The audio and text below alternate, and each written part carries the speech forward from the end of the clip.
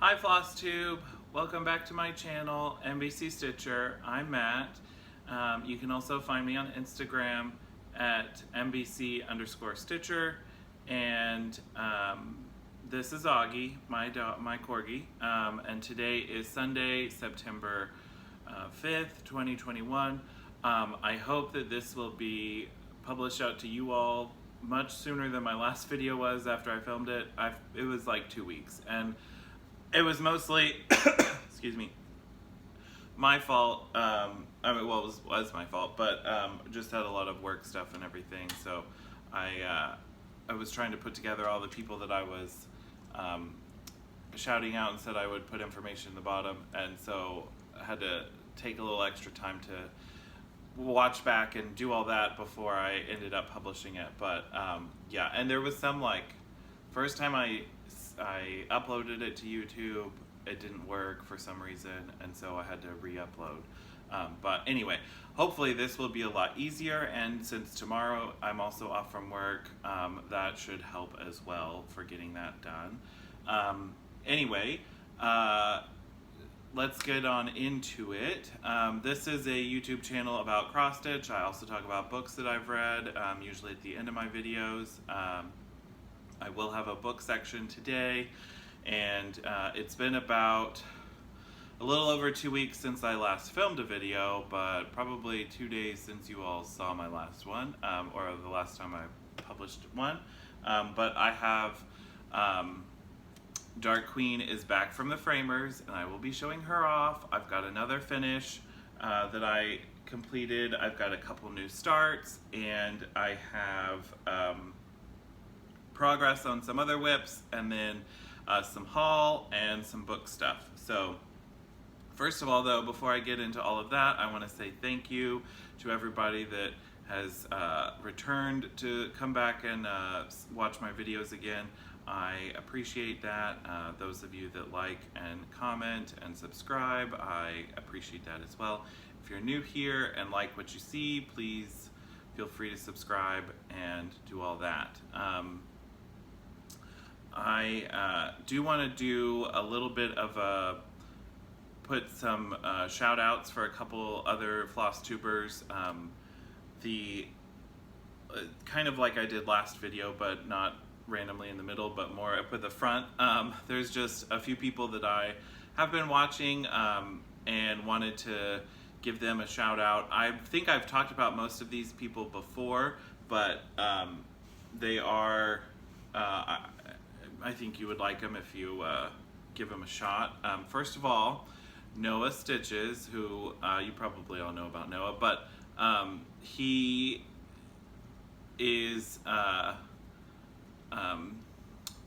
just started his first year of teaching, and so he has, I think, 1 or 2 videos that are available, but he has been doing Flosstube for longer. He just took his old videos, made them private while he went back and looked at them to make sure there's not a problem, you know, now that he's a teacher and all that. So, but he is a friend of mine from Virtual Stitchers and is a great guy.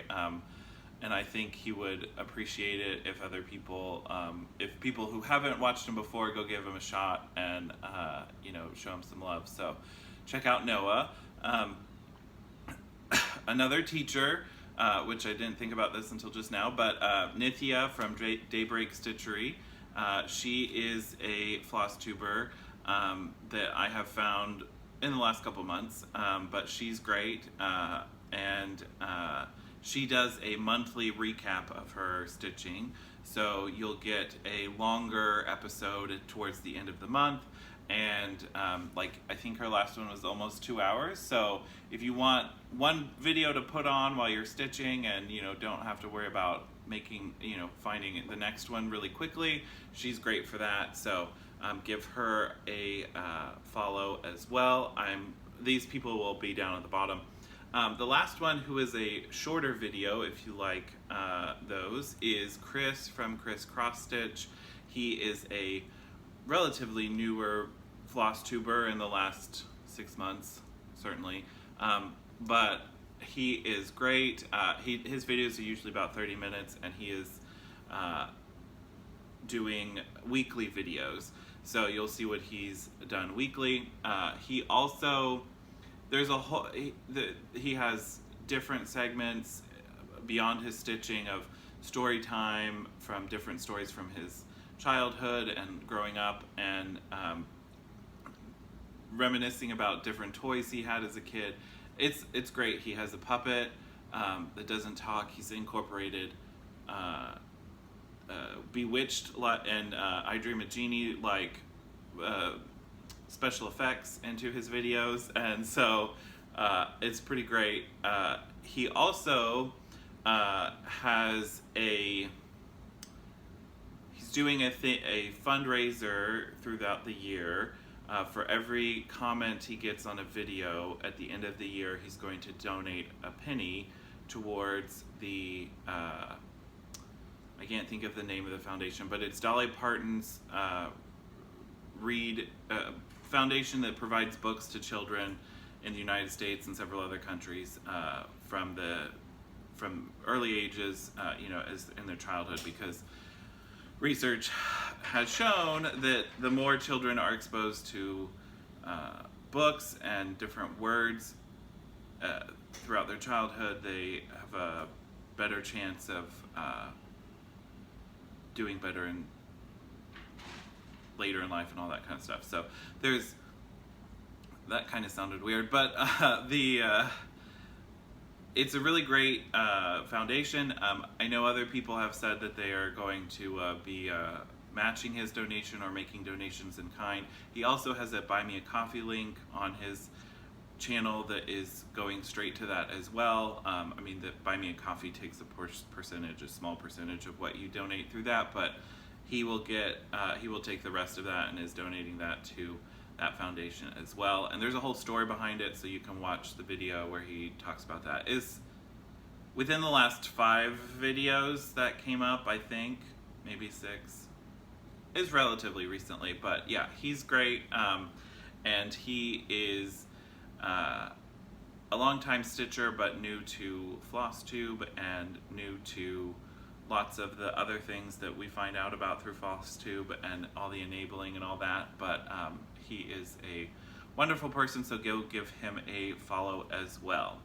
I have a couple people on Instagram that I want to give a little bit of a shout out to as well. They are great. They don't do Flosstube yet, but it would be amazing if they did.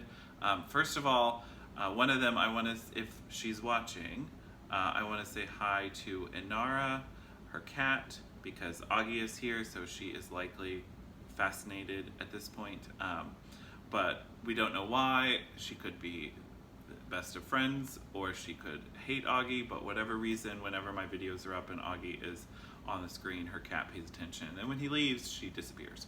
But Imogen X Stitch is who I'm talking about, and she is available on Instagram, and you can give her a follow. It's great. Imogen is amazing. And the next one I want to shout out is Bluenose Stitcher, Cheryl. She is a friend of mine from Virtual Stitchers as well. I met Imogen through Virtual Stitchers as well. So, but Cheryl, we both started getting onto Virtual Stitchers around the same time period. Virtual Stitchers is a Facebook group that you can join, and I think it's open. I mean, you have to apply, but I don't think they have it closed at the moment. But essentially, they run some Zoom rooms that people can hop into and stitch with other people virtually. And it's a great group, but Cheryl also started around the same time as me. She is from Canada, but she lives here in Oklahoma and lives 15 minutes away from me.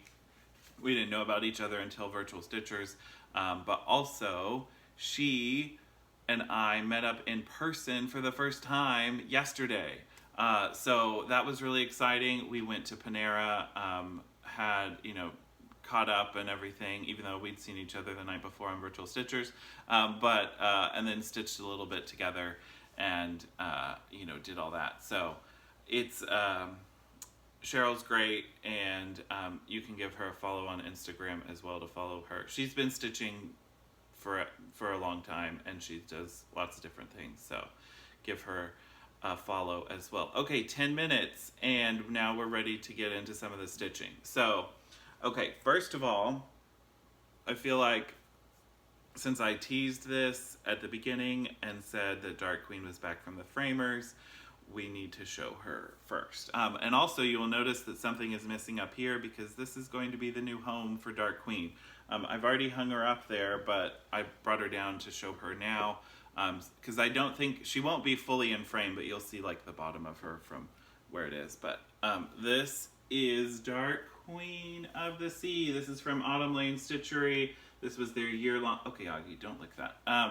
This is their year-long stitch-along from last year, and it was, it started last September, and the final part 12 came out in August, and I finished her around August 18th or so, and then took her to the framers, and yeah, she is gorgeous. I love this frame. You can see it's kind of like a oxidized copper look to it, but it has a little bit of gold and silvery kind of poking through. It kind of looks like it's been weathered under the sea or like shipwrecked kind of. That's the look that what I took it for, and I love it. I did not get glass on it, so it's just the frame and then the stitching, and yeah, it's really gorgeous. I super love this piece and really enjoyed working on it. It is the biggest thing that I've ever done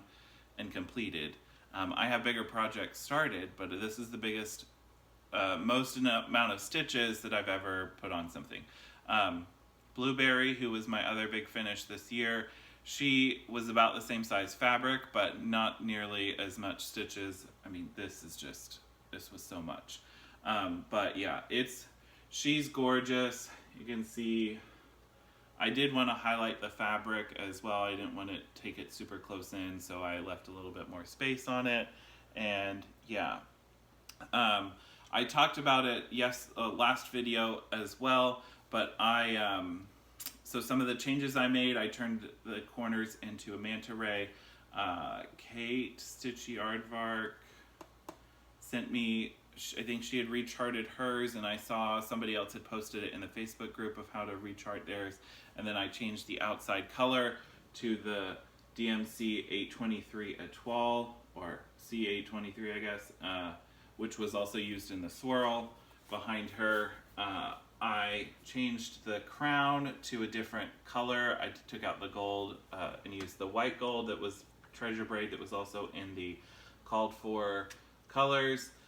I did switch out a lot of the other treasure braid in her hair for a navy or midnight blue PB 18, and then I also added in extra back stitching of a royal blue treasure braid, which I think is PB 8, and did that throughout the hair, both at the top and the bottom.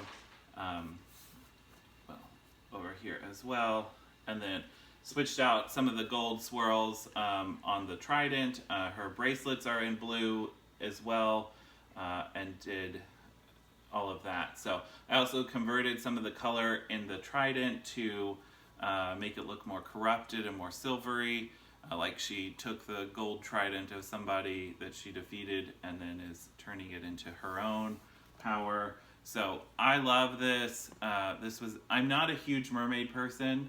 I think the only other mermaid pattern that I have, I have started Triton, a merman, and then I have the merman in blue from Tilton Crafts, the full coverage one that Gary from Sunshine Stitchers has done. I have that one, I have that pattern, but that's about it. So generally a merman might be something I would do, but ladies are not. I mean, she's not a mermaid either, but yeah, so gorgeous. I love this. Erin is great. Oh, are you wanting to get down? Okay. Well, Go ahead.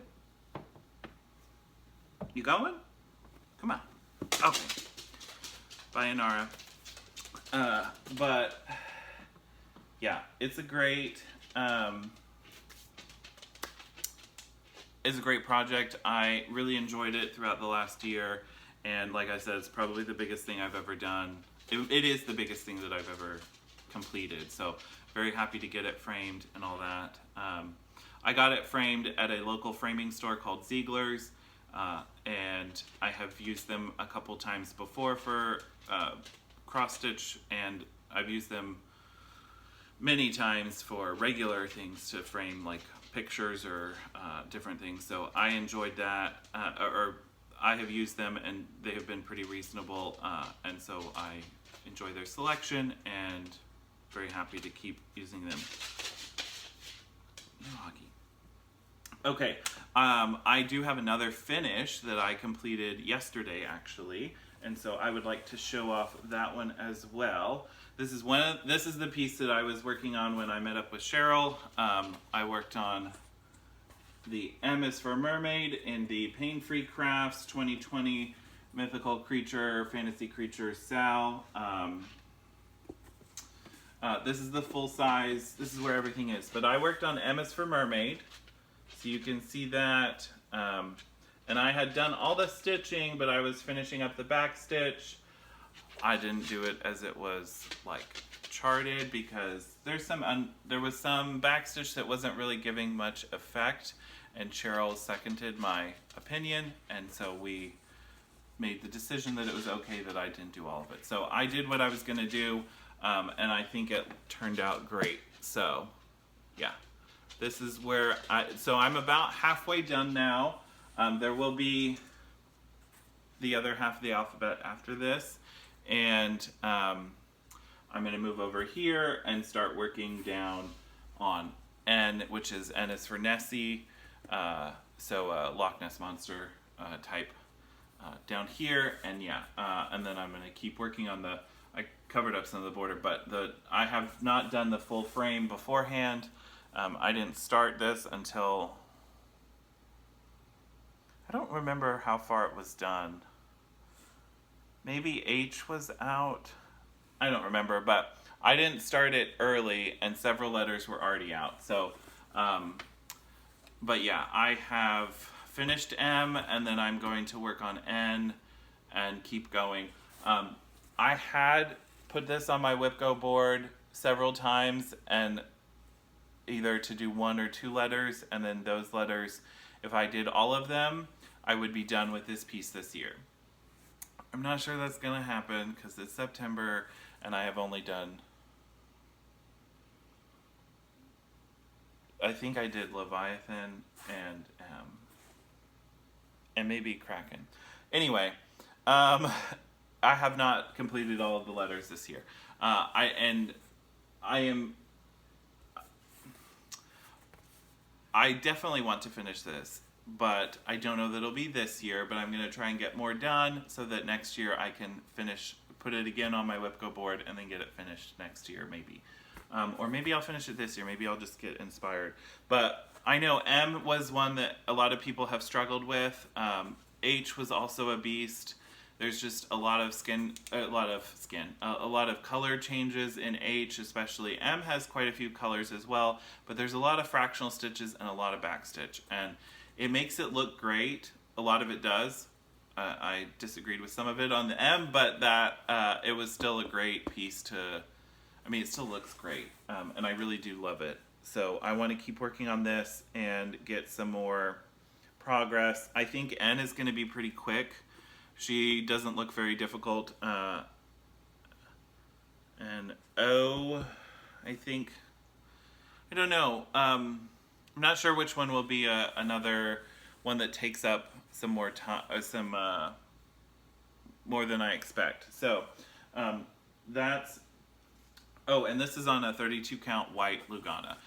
With in the total piece, there are quite a few colors, and so it was kind of, they recommended white or maybe like a parchment color because it's kind of hard to pick something that wouldn't cause some issues. No, it's not the right word, but you know, some like the color blending back into it. So I went with white, and it's been great. So yeah, this is Pain Free Crafts 2021 Stitch Along, no, 2020 Stitch Along, and it was the Stanley Morrison is the artist that it is based off of. Sorry, Augie has something. I'm not sure what he has. Hey, what's that? Okay, leave that alone. Stanley Morrison is the name of the artist that the piece is based off of, and then it's kind of, the frame was not his, they did that, and hey, Augie, go get a toy. Where's your toy?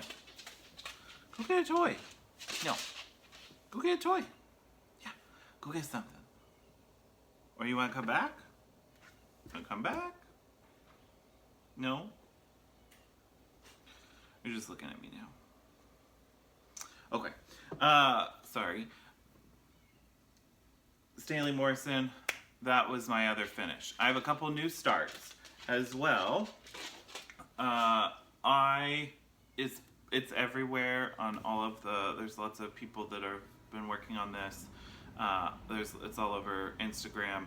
But I hopped on the train with the Witchy Stitchers Cryptid Sal. She released the frame last month, and then the first Cryptid came out Friday.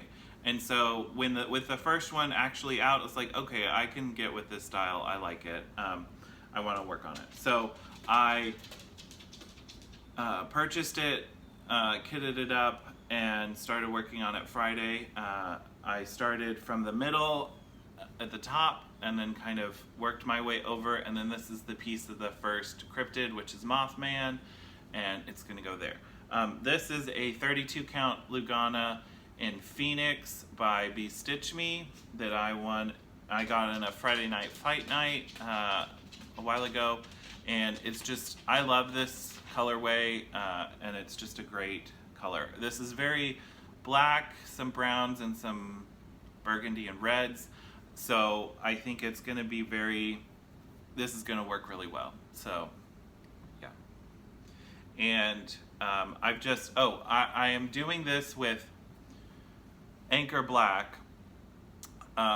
My Michaels now does have the spools, and I purchased one of the spools there, but that is not the one that I'm using. I had seen on Amazon a box of 25 skeins of Anchor Black that was a reasonable price, and I purchased it, then realized it's coming from India, so that's where it came from. But it's working great. The coverage is really nice for black.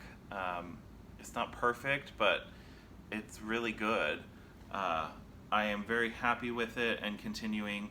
I really like it. So I'm going to I gave 4 of those skeins away to a friend of mine that was starting something with a lot of black, and then I'm using some for this piece. So, but as long as I have it, I'm going to use that. And then I also bought it's like a 10-yard or 10, the bigger spool that you can buy at Michael's.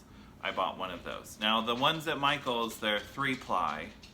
It's not a 6-ply, like DMC or whatever, but the spools, but they are longer than a skein. So I think there's a smaller spool that's 10 meters, and then there's a bigger spool that's 30 meters or something like that. I don't remember, but you can see it at Michael's. And I've heard also at Joann's, they have them at some of those. Our Joann's does not have it yet. I think there's a process of them going out that way. But anyway, so that's Cryptid Sal. I've started that. Mothman, got to the frame on him. And I will be working on the total border as I go along, but I'm kind of like, I'm planning to work like on a length on the border, go back to the actual pattern, and then, kind of that way until I'm through the border, or through the pattern, and then and the way the stitch along, the cryptids are releasing every Friday. There'll be 3, and then you get a break, and then there's 3 more, and then a break, and 3 more. There's a whole information sheet on the Witchy Stitchers website, which is where you can purchase the pattern. And yeah, okay. Oh, I should have. Yeah, we'll do this. Okay. So the next one that I started, and I started this like the same day that I finished the Dark Queen. It's like, oh, I just finished something really large. Why don't I go ahead and start something else that's huge? I had talked about this recently. I started a new long dog sampler, the Quintio Octo, the pointed 5th, which looks like this. That's the pattern from Long Dog's website. I'm not doing it in black. I am doing it in all sorts of colors, but primarily the border is in PR 167, which is this gorgeous rainbow from Silks for You. Yeah, 167. It's more green, blue, purple, red, some orange, and it doesn't really have much yellow to it. So, but this is the way, this is the silk that I'm using, is the main border, and then for the individual, some of the creature panels, I'm using a different color for that panel, and kind of going that way. So I have done quite a bit, but I'm still like less than 4% done because this is a giant beast. So here's my progress so far. I've done 2 of the panels. I've done the seahorse here and then the ducks. The seahorse is in a Threadworks, I think it's 11061. It's Mellow Yellow is the name of it, but it's one of the ones I got in my nest egg. And so it's a bright yellow to like light yellow, but it's very kind of neon-y yellow, which when I was looking at pictures of seahorses, they come in lots of different colors, but that was one of them, and so I just went with that. And then the ducks is in 2 different kinds of Mrs. Sadis silk, Oxide and Midnight, which are kind of a pair that, okay, warning, he has grabbed a toy that has a squeaker in it, and he is trying to get out the squeaker. So there may be some squeaking that happens that you may hear, but yeah. Anyway, so I did Oxide, which is on this half of the duck, and then I did Midnight over here. And I tried to, I like both of those colors, and I was kind of thinking, okay, well how does that look? Yeah, I want to do it that way. So that's the way I did it. The next up is a Peacock, and I have picked out some Darling by Mrs. Sadis. I have it, a big hank of it for another project. I just pulled off a couple strands. Should be enough to do that. It took me like a full length of, it took me 2 full lengths to do these. And so it's probably about the same for the Peacock that's next. And then I have an orangey color picked out from Threadworks to do the octopus that's over here. But I'm essentially just working on the rainbows to,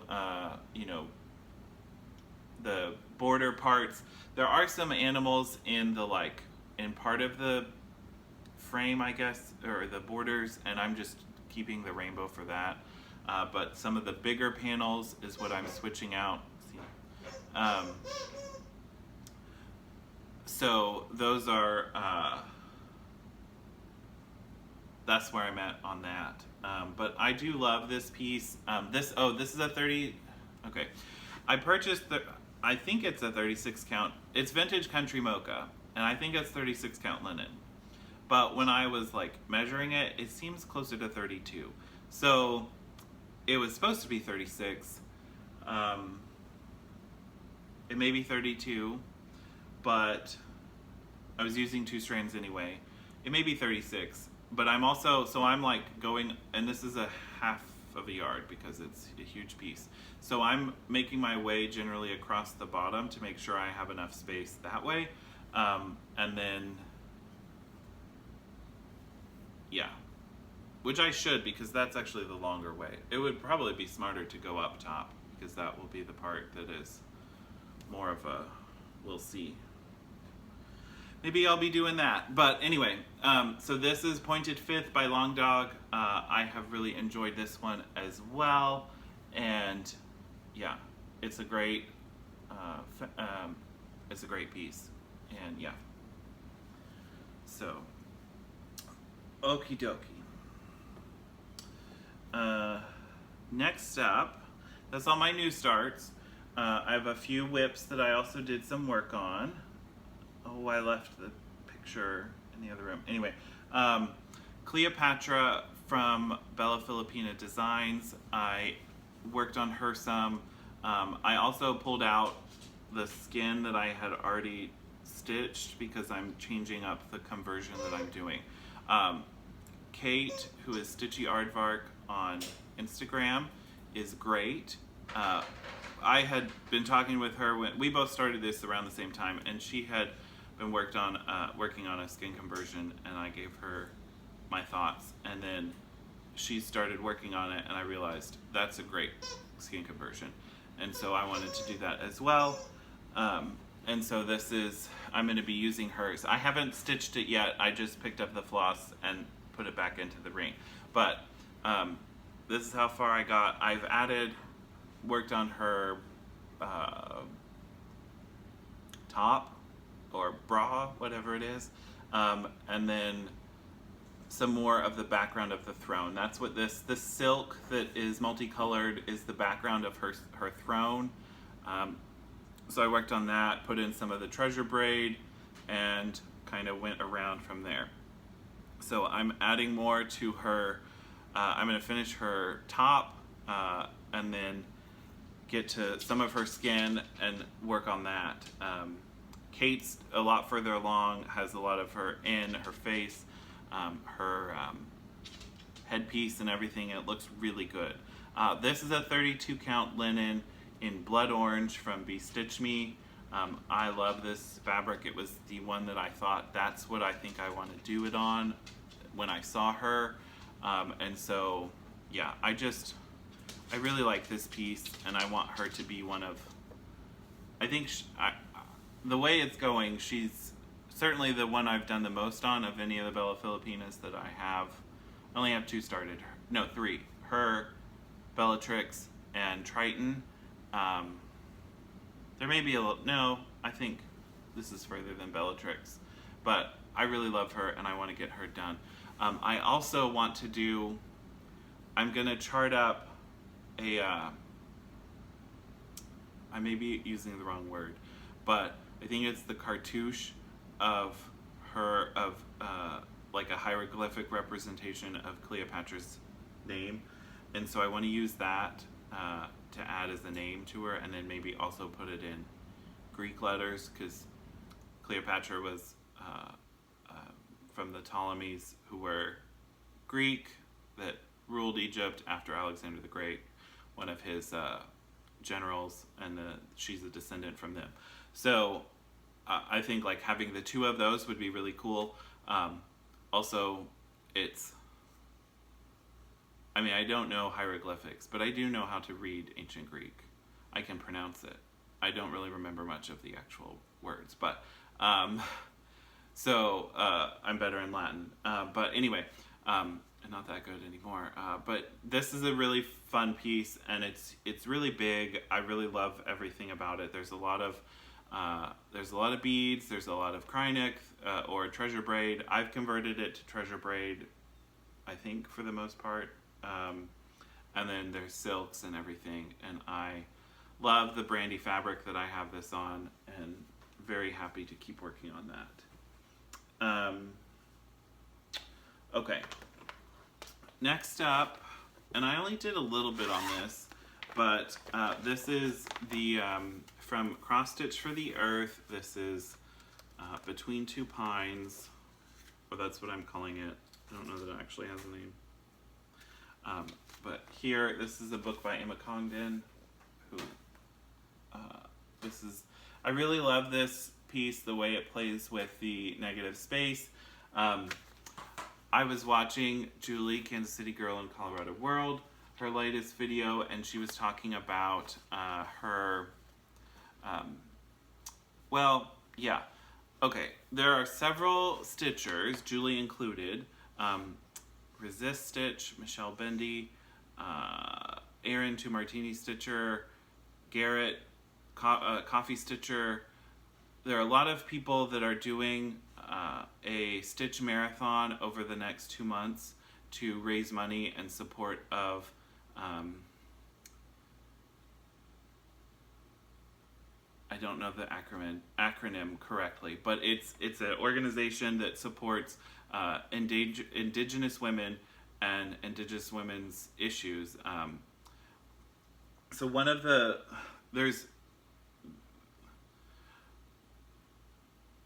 there is a great disparity between Indigenous women's being the number of the likelihood of an Indigenous woman to be assaulted or raped or have any kind of violence against them is much higher than a non-Indigenous person in the United States. Part of it is because of the difficulty of having crimes prosecuted in places in Indian country, and there's a lot of issues when you have which court should have jurisdiction over this. It's been a problem before. It's also becoming a problem more so probably in Oklahoma, although we have a federal court system that is able to deal with it somewhat, but it is getting overloaded because there was a Supreme Court decision in the last 2 years that essentially stated that the eastern half of Oklahoma is for purposes of the Major Crimes Act, which is a federal law applying to certain types of major crimes, that it's the eastern half of Oklahoma is Indian country, and therefore federal law applies, not state law. And so there's been a lot of, okay, this person is been convicted and is on in prison under state law. Okay, that conviction is not correct anymore.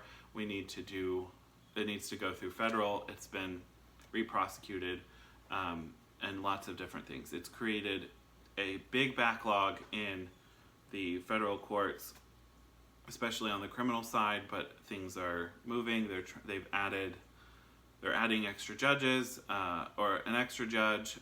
They've added additional U.S. attorneys from across the country to try and help out with this, but it's definitely, we've seen it.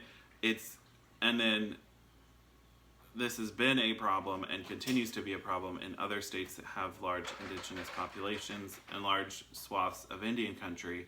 And so it's a great cause. Go watch their videos to learn more about it and how you can donate and how you can contribute to the cause. It's a wonderful thing.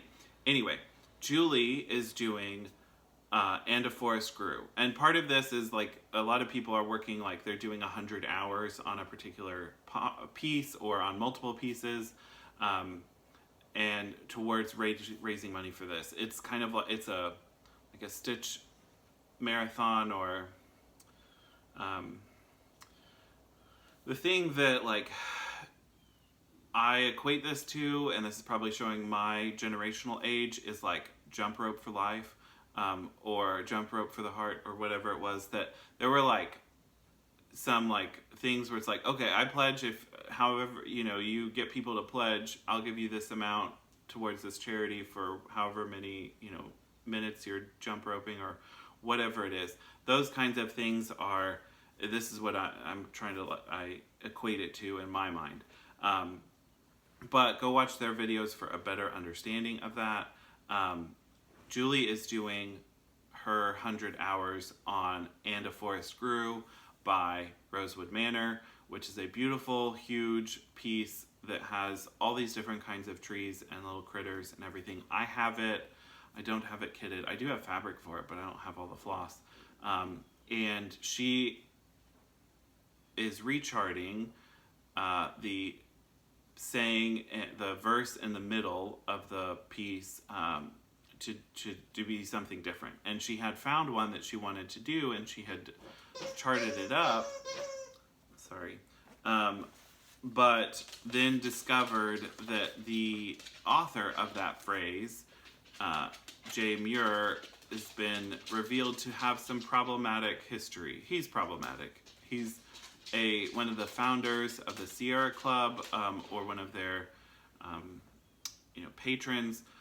He's from a very different generation. He's not alive. He's from the 1800s, early 1900s, and but a lot of his views about things are not consistent with what we know today, specifically his racial opinions and that kind of stuff. So she's changing it to do something else.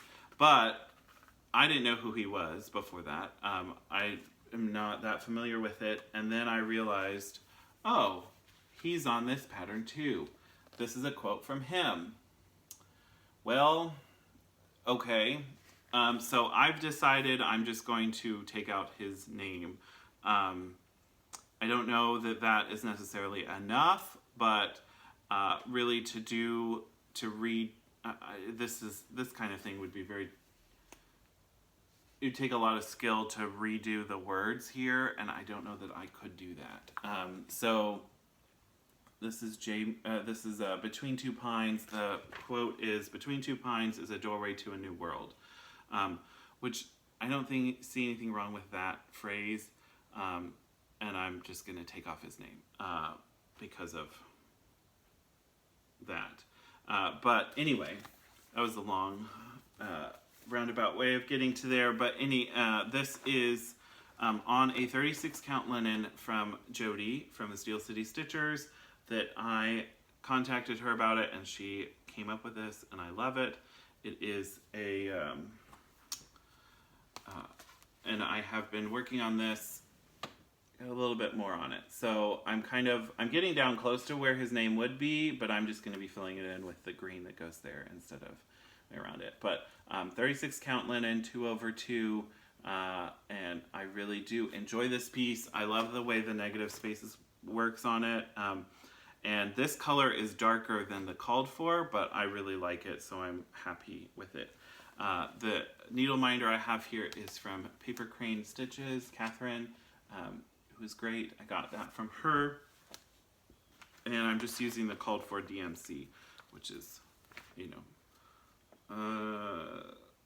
7, 8 colors. So it's really a pretty simple piece. Well, it's not simple.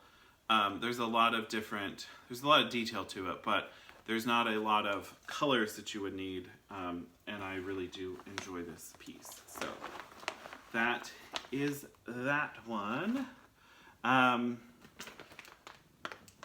Okay, next up, another Whipco piece.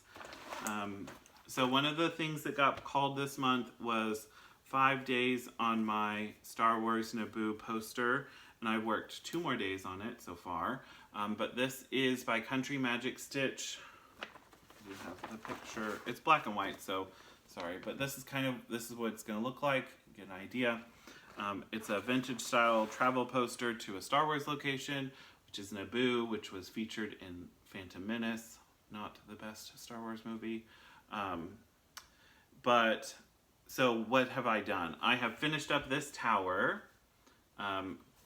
Here I have finished up all of the green in here. I've worked on the waterfall. I used the wrong color accidentally. I didn't catch it until later.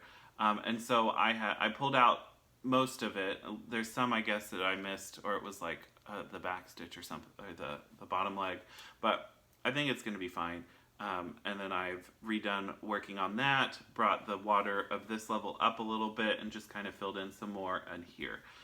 But I've worked on this a couple days. I will continue to work on it and get some more 3 more days worth of progress, and go from there. This is on an 18 count white Ada from Michaels. So, you know, pretty simple, crunchy, and that. I did a Hoth travel poster in the same, on the same kind of fabric, same size and everything. And so I will be finishing this one like that one. And then I have some more travel posters from Country Magic Stitch. These are all full coverage. They are gorgeous, but when I do them again, I'm going to be doing it on 28 count 2/1 tint stitch, because it will be quicker, and it will be, it's big blocks of color, so it will still be very easy to read, and you'll get it, and it will be tinier. Tinier means I can fit more of them on the wall. Yeah, so this is Welcome to Naboo, and I got a couple more days in it, and I will be, you'll see this again, because it will be one I can get done this month pretty easy. So, and it's also an easy one, that's an easy one to take in the car, so that will definitely be useful. I have found generally it's easier for me to stitch on Ada in the car, so that you know, because you find the holes easier, or I'm not, you know, the bouncing around, I didn't get miss a thread or whatever.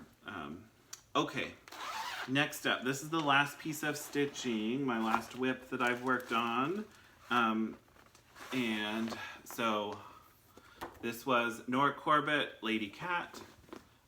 This is a one of the Orchid Party from Nora Corbett, and I love a lot of these pixies, a lot of the Nora patterns. I have purchased a lot of them. I have some more that you will see in haul.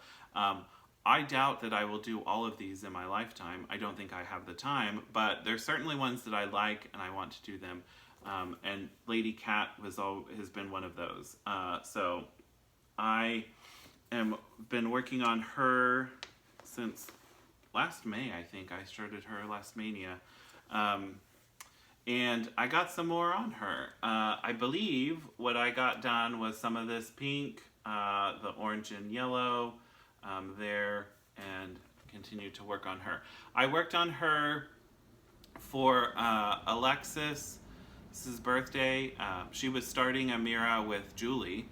They both started Andromeda. And I didn't want to start another Mira, but I did want to work on a Nora, and so I pulled out Lady Cat and worked on her some.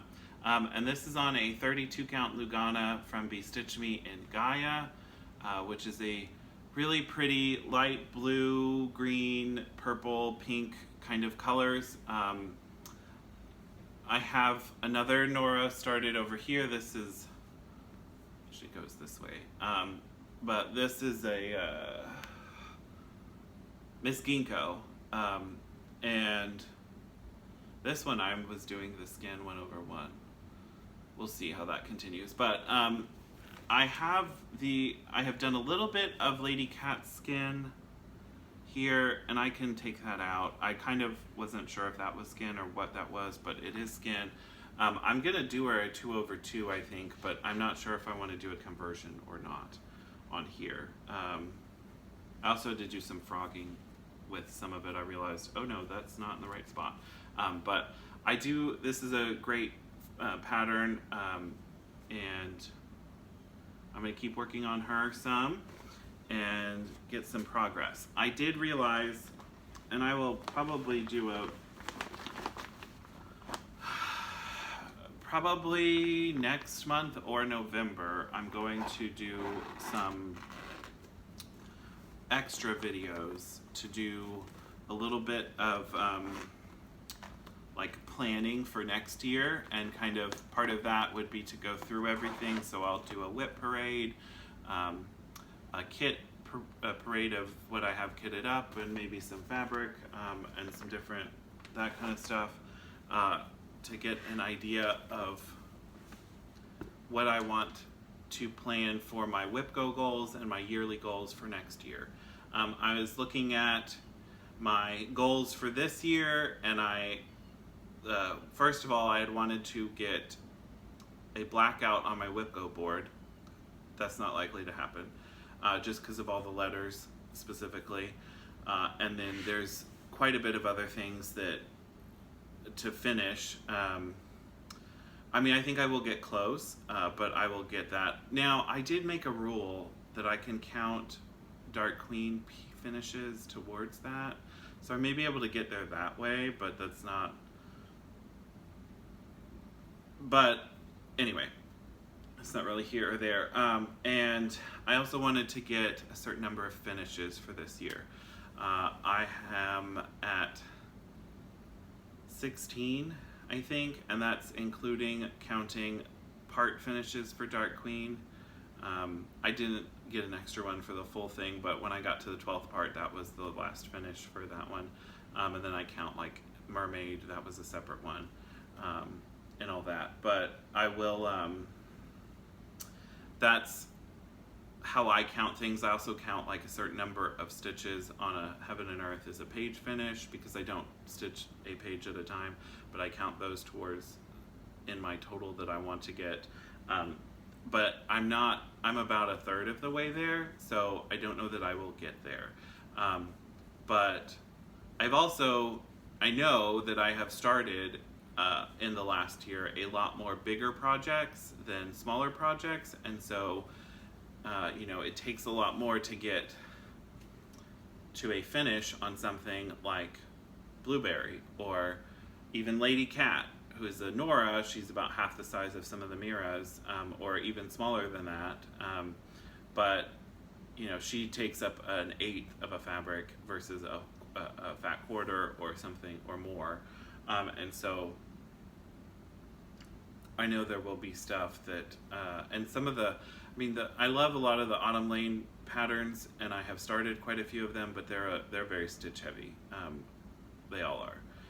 He uses a lot of color. You get a great result from it, and I think it looks wonderful, but they take a lot to stitch, and that's just what they do.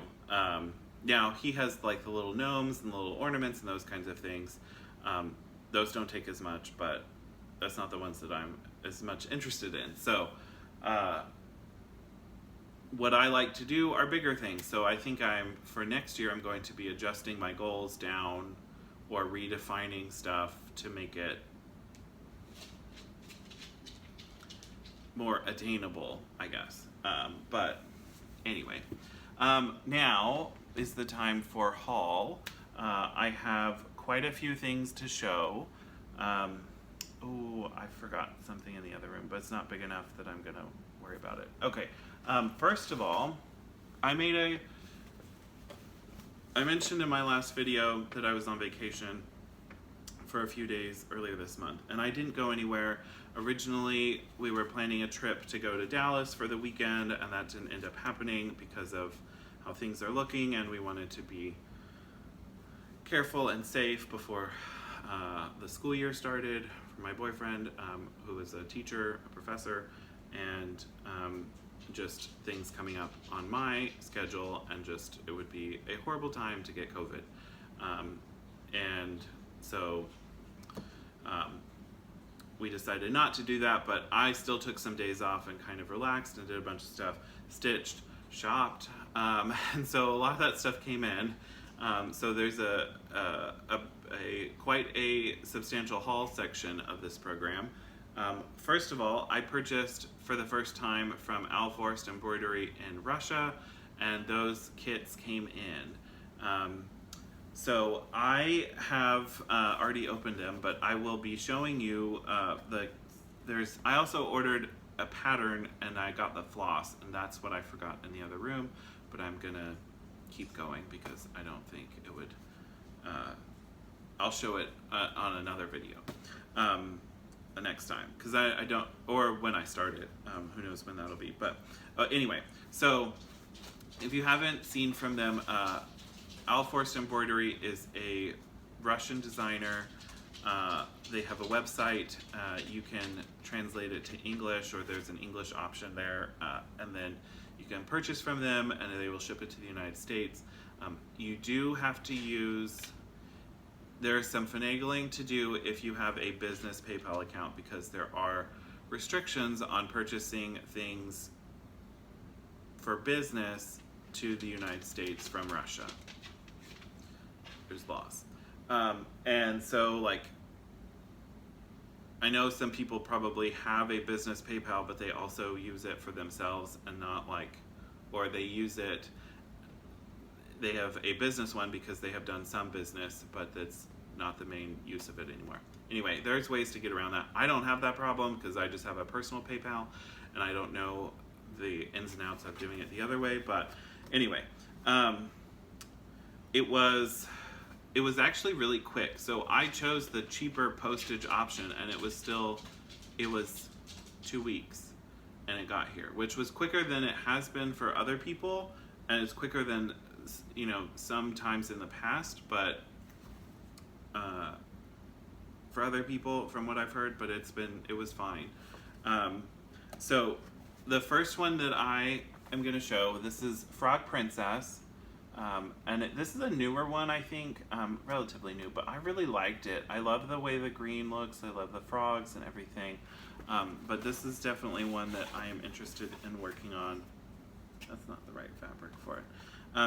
So they're kits. They come with fabric and floss. I need to put this on a ring. But you can see they hand dye their own floss, over dye stuff, and it's gorgeous. It comes with a needle minder as well, or this one came with 2. See them? Well, let me take it out of the bag, sorry. Yeah.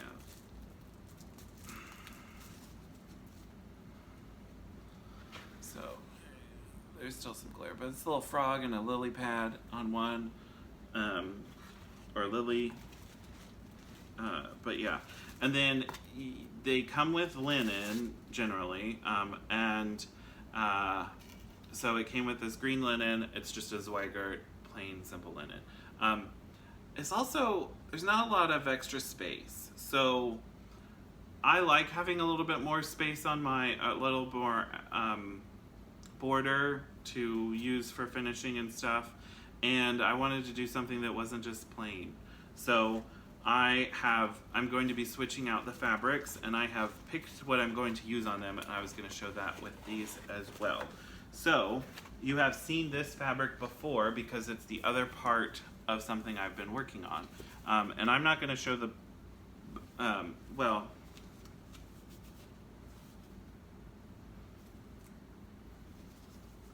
I don't know what that is. Anyway, so this is the gorgeous green apple Jody fabric that I have for Autumntown. You can see Autumntown there at the bottom. But when Kristen sent it to me, Jody dyed up fabric for both of us. She's done it for other people since then. But when we were getting this started, Kristen sent me a half of a 32 count, a yard of 32 count Lugana. So I got plenty. So I'm going to use this, the other part of it, and that's going to be what I use for Frog Princess. So I think this is going to be great. I think it's going to work. It's a little lighter than the fabric they used, but I think it's still going to be just great. And I need to cut it and all that part, but that's doable.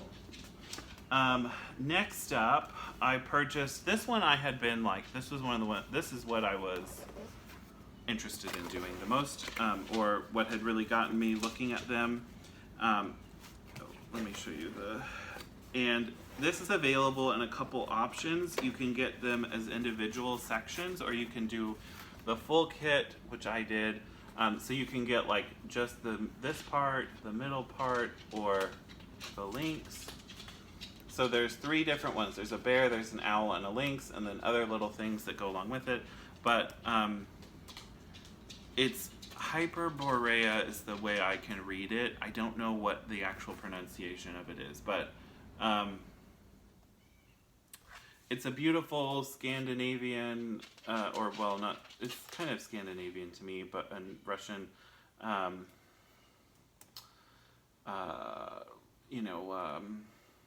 scene, beautiful, big piece. And I really loved it, and I wanted to do it. So, but again, I'm going to switch out the fabric. This one comes with 3 needle minders, because originally this would have been one that had, or you can purchase 3 of them. And so there's one with an owl, one with a lynx, and one with a bear. And that's what they look like. They're nice, like, you know, like a pen needle, or like a button pen type thing. That's what they're kind of like. Now the fabric that it came with is a 30. I don't think this may be this may be linen, or maybe I think this may be a Murano. It's an even. I think it's an even weave, but again, it's big, but I don't know that it's. I mean, I think it's long enough, but I don't know that it's wide enough for the kind of space that I would need. So I had a piece of Joe Blend from Brandy that is big enough, and I had several, but this is what I'm going to go with it. It's from the winter box last year, and it's Aurora, and this is the fabric that I'm going to use. So it's kind of very Aurora Borealis, you know, lots of great colors, and the colors, I think maybe this side, I don't know, we'll see. But I love this fabric, and I think it's going to look great on there.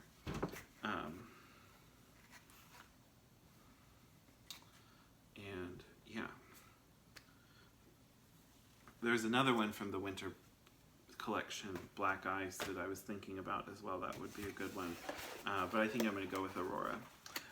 Okay, and then the last kit that I got was the Dinosaur Forest, and Julie started this one recently too, and this is the you know, it's a dinosaur themed forest, and so the fabric that I'm going to do it on is 36 count moccasin from Fortnite Fabrics.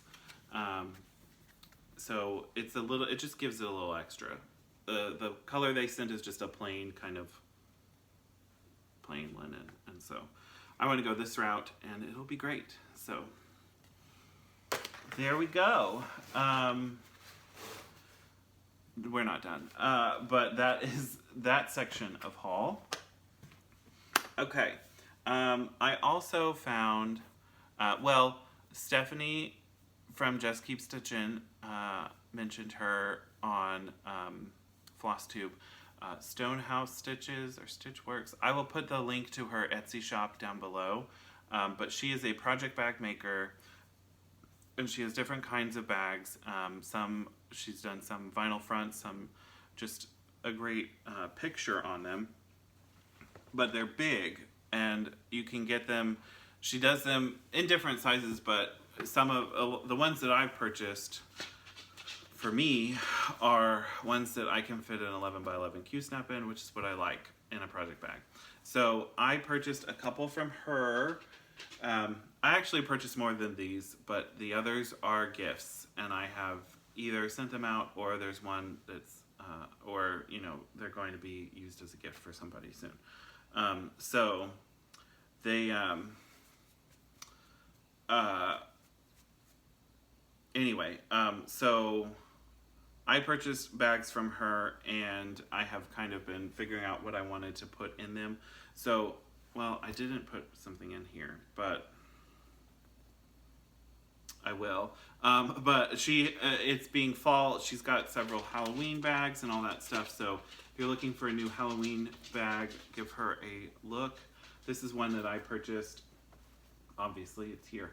But just so like it's all fabric. There's not a vinyl front to it, but and then the back is this, you know, the other fabric. But she puts it together, the scene, and then you can, you know, it'll fit an 11 by 11 in there. There's different fabric on the inside, but yeah, she's great.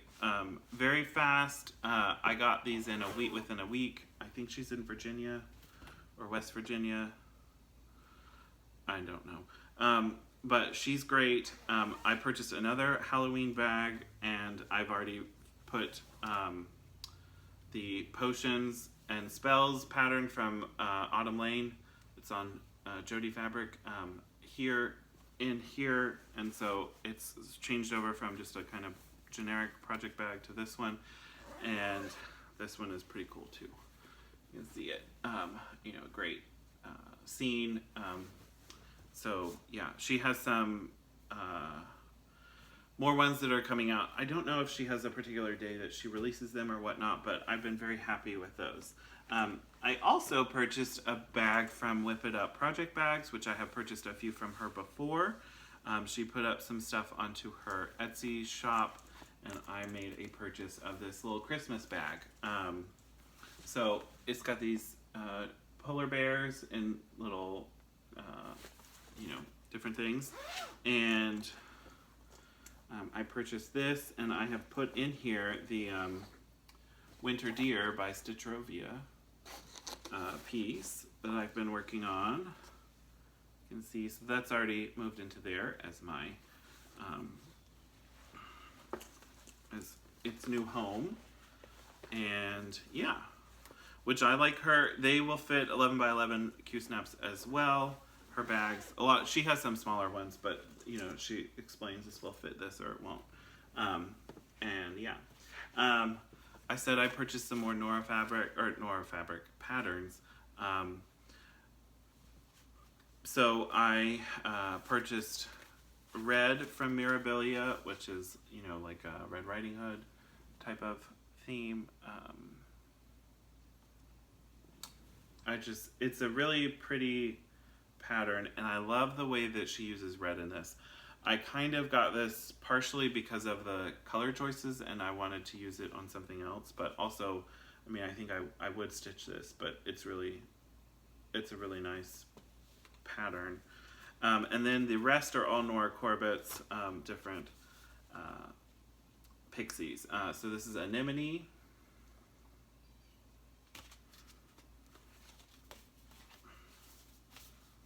Bluebell,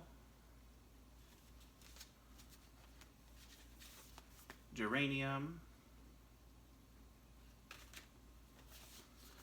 and Peony. And I think all of these came from 123 Stitch, if I'm not mistaken. I also got my Threadworks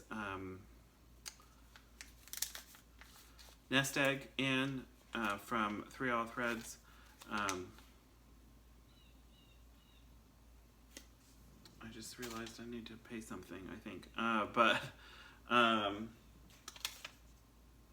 Yeah, so we've got 1065, which this is mint chocolate syrup, I think. No, 1065, Mossy Meadows.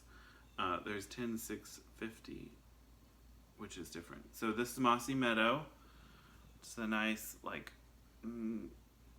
moss green, well, like a light, like a taupey green. Then this is 1057, Monterey Bay, which is a nice seafoamy green color. 1080, which is Morning Glories, a beautiful purple and lavender purple gray color. 650, mint chocolate syrup.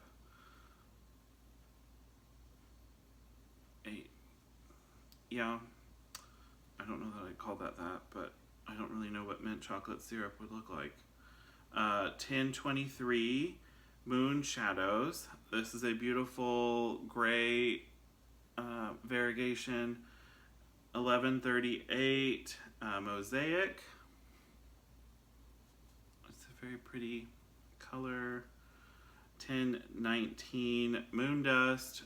Another variegation of gray, kind of like a light pink or lavender.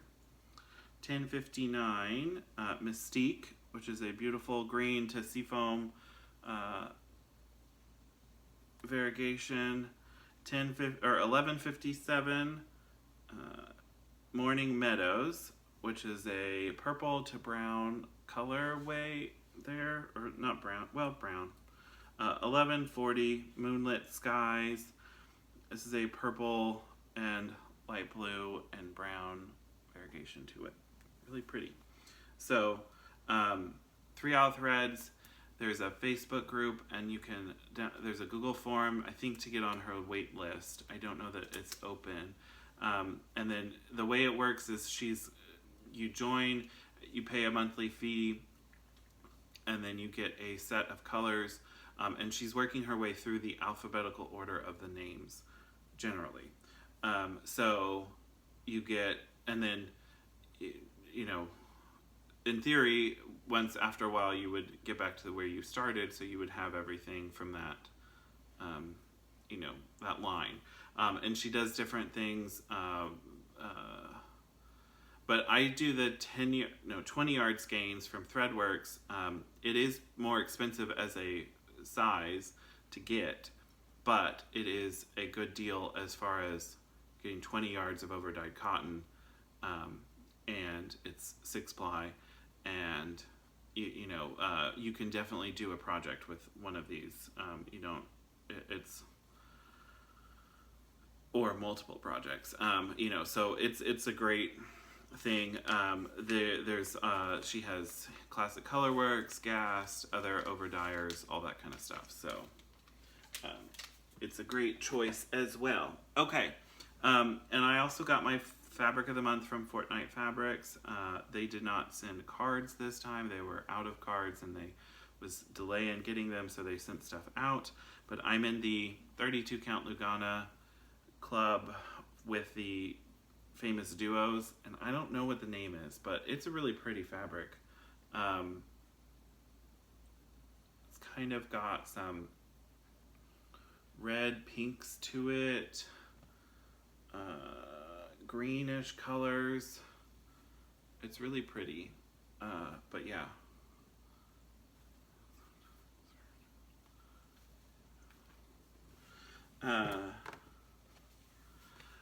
And then I also got my Be Stitch Me Fabric of the Month, and I get 32 count Jobelin in both the color and the neutral. This is Bedrock, which is the neutral colorway for this month. It's a beautiful color.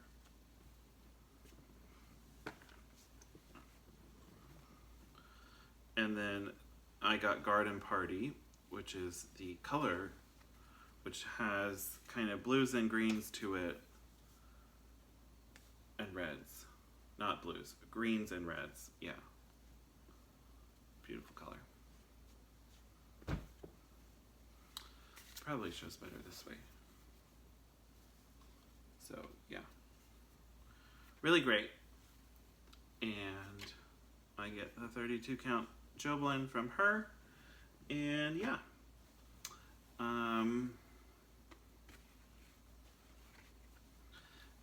That's the end of everything, I think. Books. Sorry, that's all the floss and the fabric and everything. Book talk. So I think I mentioned this last time, but I don't know that I had finished it. So I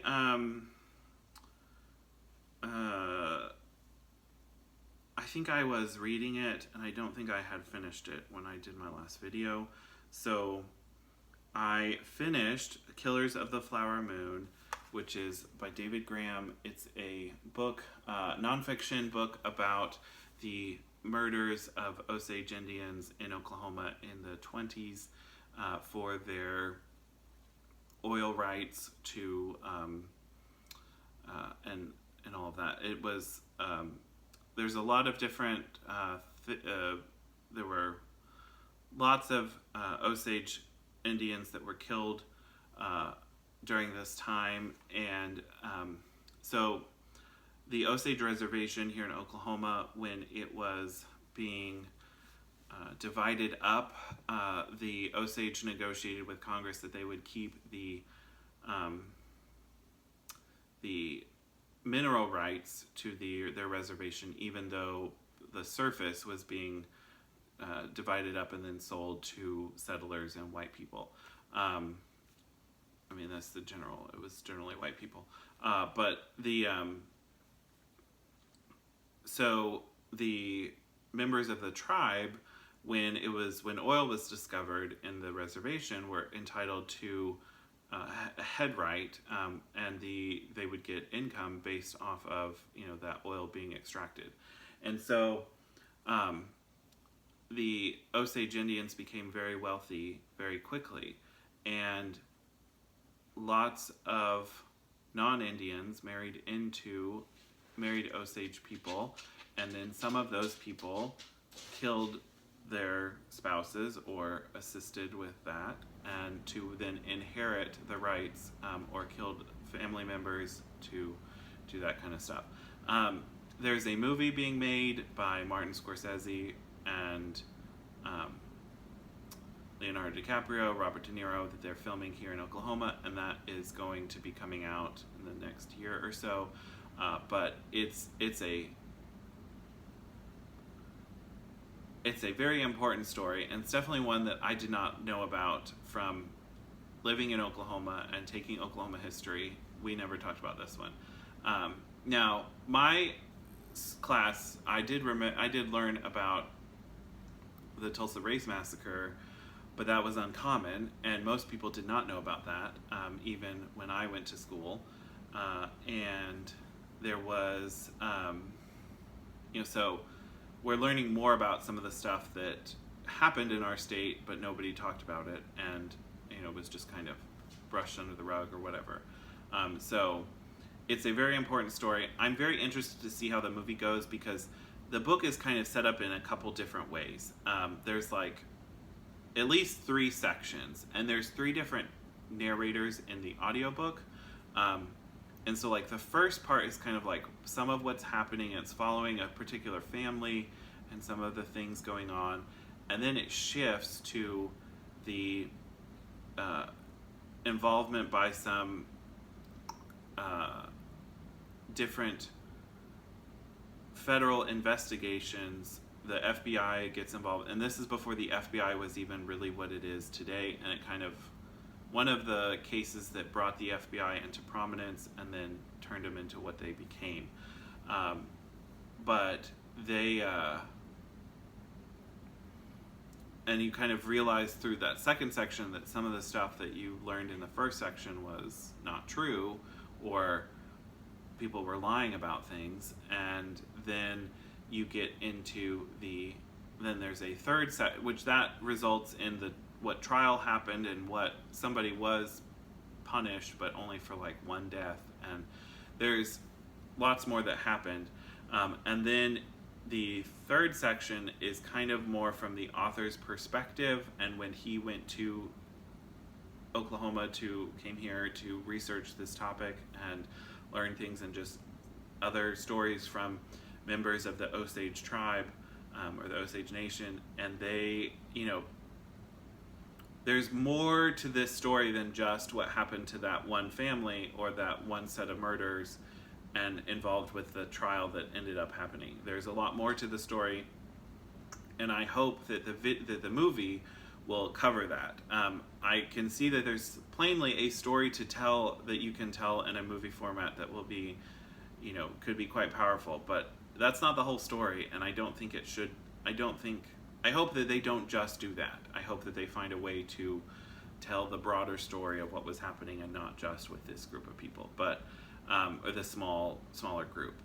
It happened to. I mean, it's very much like, okay, this is why there continue to be problems in our country, because we have this in our past, we don't talk about it, and we just expect it to not ever have been a thing, or, oh, well, it wasn't really that bad. No, I mean, people were marrying into families and then poisoning their spouses to inherit rights to oil money. Not great. And then it's like, well, there was an expectation at the time of this trial that they talked about, it's very unlikely that you could get 12 white men to convict a white man of killing an Indian. And it's just like, that was the expectation at the time, and it was difficult. And he wasn't actually convicted for killing, well, you can read the book, but it was not, it is very much like, this is why we continue to have problems, and we need to learn more about this and to know about this and make changes for the future. There was a thing, up until this year, it was still legal in Colorado to kill an Indian. Like, that was a law that was on the books in Colorado. It was repealed finally, but it was like, yeah, that can't, I mean, that law probably would not survive constitutional challenge. I don't think somebody that killed an Indian could say, oh, well, I was allowed to under the law. I don't think that would work. But the process of doing that whole thing, or finally having the legislature repeal it, it took a little bit longer than we would think. We would think that, yeah, that shouldn't be a thing, but it was. So, you know, that's kind of that story. That's not, I mean, generally nonfiction are not things that I pay attention to as much, but or read a lot of, but it was a really good book, and I'm really happy about it, that I read it. Okay. I did talk about the first book in this series last time, I think, because I had a picture of it, but I have continued to read the Encrypted series by Seanan McGuire. This was suggested to me by Kate, and I have, as of this morning, finished book 8. So I flew through this. But I'm going to go through the titles and show you the pictures. The second book is Midnight Blue Light Special. Well, I'll just give you a little bit. So this series is about, well, I mean, magic exists. So it's kind of urban fantasy. Like, it's like our world, but other things are happening. And part of the other things are, there are cryptids that exist in the world. Some of them look very human, some of them do not. But it could be things like a plesiosaur. It could be a Sasquatch. It could be a Yeti. It could be a Gorgon. It could be, there's all sorts of people in this world, and some of them are very much like humans, and some of them are very human looking but are not actually humans. And the story focuses on the Price family, who are a group of cryptozoologists living in America, and they try to figure out ways to live in harmony with cryptids and protect cryptids and help them with their different needs. Now, the Prices are from generations ago, they were part of a group called the Covenant of St. George, which is a group, a secret society of people that basically want to get rid of anything that's cryptid.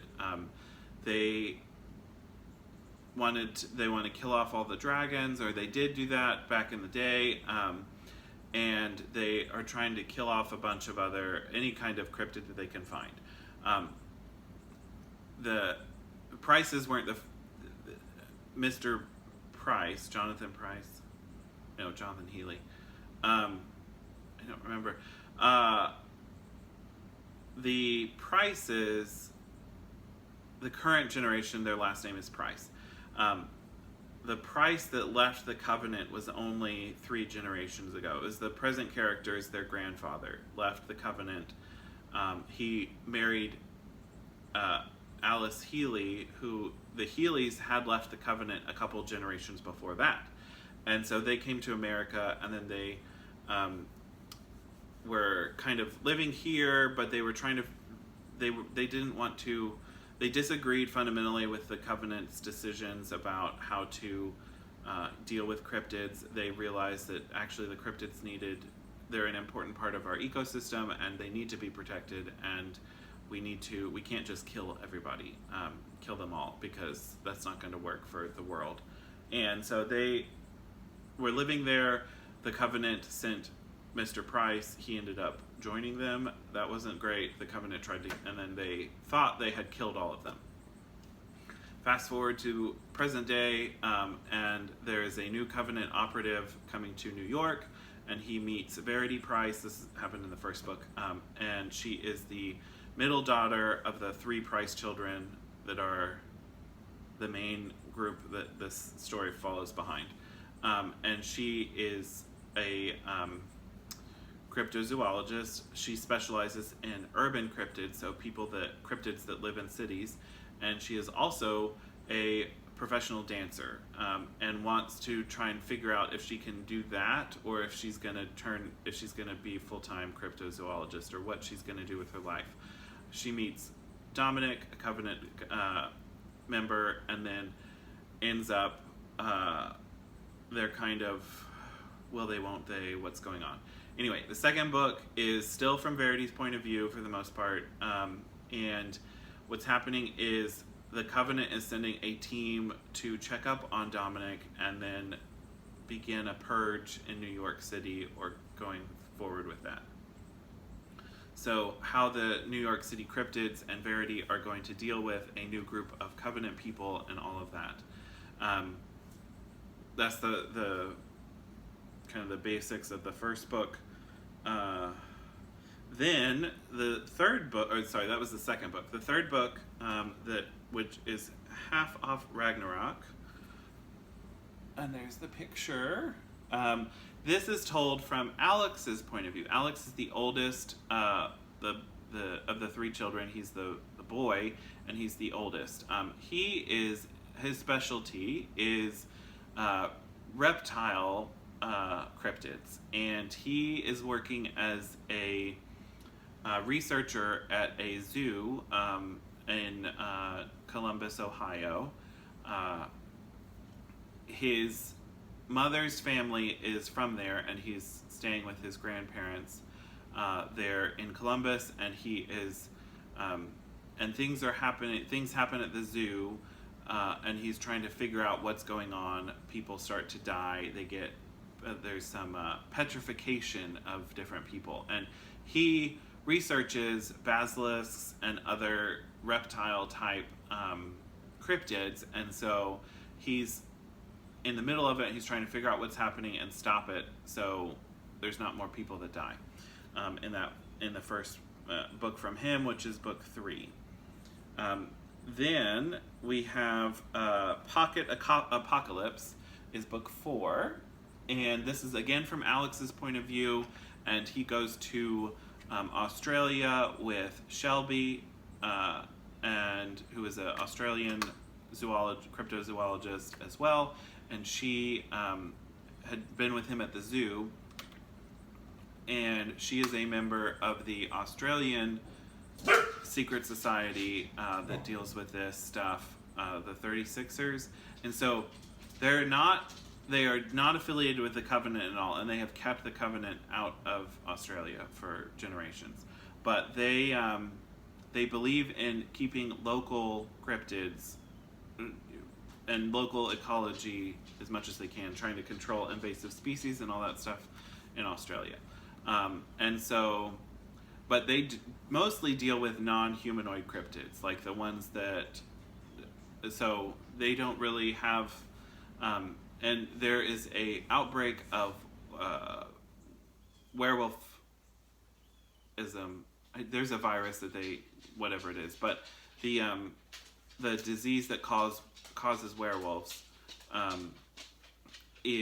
has an outbreak in Australia, and Alex goes with her to try and help with that. She asks them to come.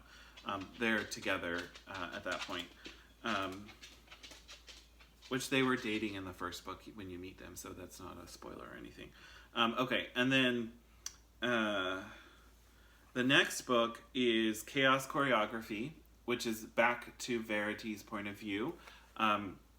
Verity had, before the first book, she had competed on a national dancing competition under an assumed name, and she gets a call that's, hey, we're going to be doing an all-star season. We really want you to come back. We're having everybody from all the seasons, the first 5 seasons, the top 4 or whatever from each season come back. She ends up going back to LA and stumbles into a plot to summon a snake God, and crazy things are happening there in LA, and she has to figure it out and put a stop to it and all that. You also meet her grandmother, Alice, who is who looks about like Verity's age, but she is,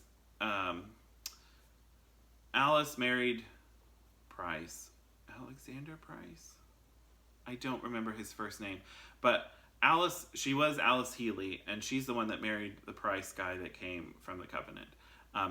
He was taken away into another dimension by an entity, and she's been searching for her husband since then. And part of that is her interdimensional travels and everything. She will like age, and then she'll do something to where she's back to young again. And so she doesn't look like she is the grandmother that she is, but she is Verity's grandmother. And she's the backup that gets there to help her with the situation. So, I mean, that's the thing. Then we have Magic is for Nothing, which is the next book, book 6. This is from Antimony Price's point of view. Antimony is the youngest daughter. She does not really have like a set specialty, but she is she has magic that the other Price children do not. Mr. Price, Alice's husband, also had magic, and so she is like him. But so that's happening. At the Covenant is aware of the Prices, and there are things happening. And the Price family decides they need to send somebody in to figure out what the Covenant knows, what can be done, and all of that. And although most of them look alike, Antimony, most of them look like the Healy line of their family. And there is a bad Healy. Margaret Healy is a present-day member of the Covenant, and they're related, and she's the family that was left behind. And she looks very much like Verity, and there's a very strong family resemblance there. Antimony looks a lot more like her grandfather, so she looks like Price, a Price. She doesn't really look like a Healy, and so she is selected to go undercover with the Covenant and figure out what they know. And so this is the story of her going over there, and then part of her cover story is that she's a carnival member, or she was a member of a family carnival that was destroyed by cryptids. Some kind of Apraxis wasps was the name. They're not like humanoid cryptids, but they kill people when they get swarming. And so she pretends to be a member of the family. The Healys have a history with another carnival, so she grew up in summers with the carnival, and she knows she has that history. Anyway, so she goes, she infiltrates them. They send her on a mission to look into a carnival in the United States that people are disappearing from. Locals are disappearing where the carnival travels, and trying to figure out if there's some cryptids or what going on, and that whole situation. Also, it's a test of is she really one of them? And then the next book is Tricks for Hire. Tricks for Free, which is again from Antimony's point of view, and she goes to she leaves the carnival and she goes to Lowryland in Florida, which is next to Disney World, but is not the same. It's very kind of Disney-like. She's hiding out from the Covenant there, and in this group, a very high population area, she becomes a worker at Lowryland, and then stumbles into some things going on there and has to figure it out and deal with it. And then the 8th and final book that I've read is That Ain't Witchcraft, which is again from Antimone's point of view, and she is has left Lowry Land and she ends up in Maine. She figures out, that I think she knew she figures out what her magic is and what kind of magic user she is, and she also finds another person like her, and they are dealing with how there's something going on here, and there's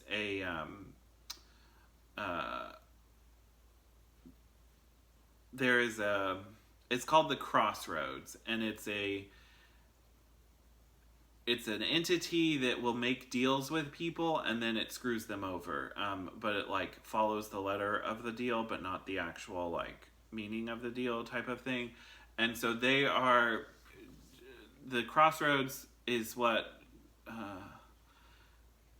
maybe it was Jonathan Pryce.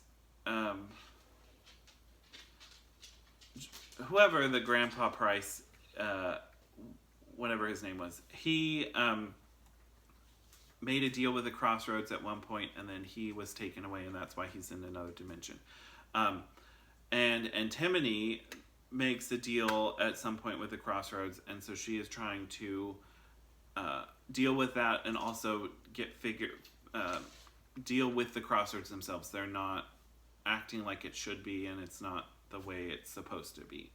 And so they're trying to deal with those things as well.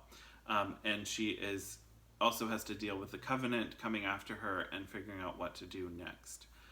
So I really like the series.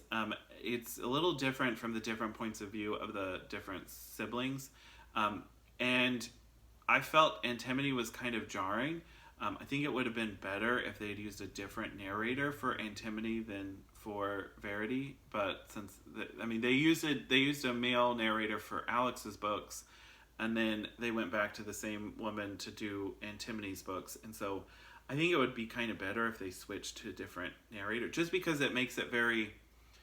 And Antimony does not like her sister. She has very strong opinions about her sister, whether they are valid or not is whatever it is.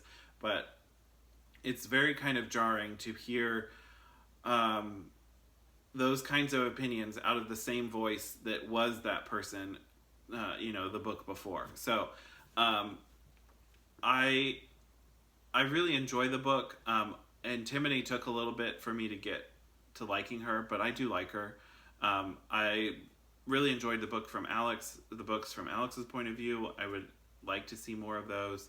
There are a couple more books in the series, and it shifts to one of the cousins, Sarah, who has been in she was in the first two books with Verity, and she was in she's in the first book with Alex, and then to some extent the second one. She doesn't go to Australia, but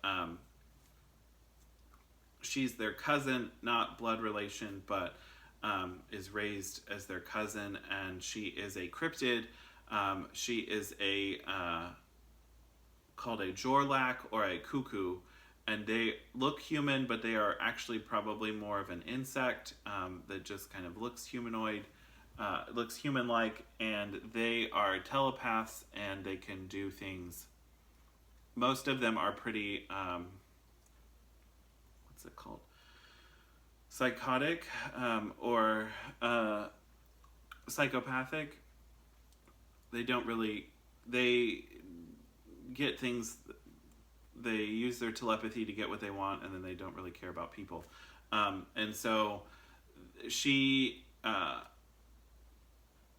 is the next two books. I think there's 10 total out. And then there's also a bunch of side stories. I haven't read any of the side stories yet, but they are supposed to be really good, and I do want to look into those. With there's some of the history of the different family members, and then some of the other stuff. So I'm going to be continuing to look into those and read this series, and then she has a couple other series that I'm looking at as well, and some more stuff. So it's not a whole lot of different things to talk about, but that's the what I've been doing. But yeah, that's pretty much it for the books. the seven of those books, and then the Killers of the Flower Moon in the last 2 weeks is quite a bit. So, but I don't have like lots of different series to talk about. Anyway, oh gosh, an hour and 40 minutes. Okay, so that's pretty much it. Oh, I got this shirt. One of my coworkers bought it for me. It's a cross stitch, and it says at the bottom, cross stitch is proof that I have the patience to stab something 1,000 times. So I enjoyed it. My coworker that knows that I cross stitch saw it and got it for me, and so I really appreciate that. But yeah, I thought I'd wear that this time. Okay, you all have a great time stitching, and I will see you later. Bye!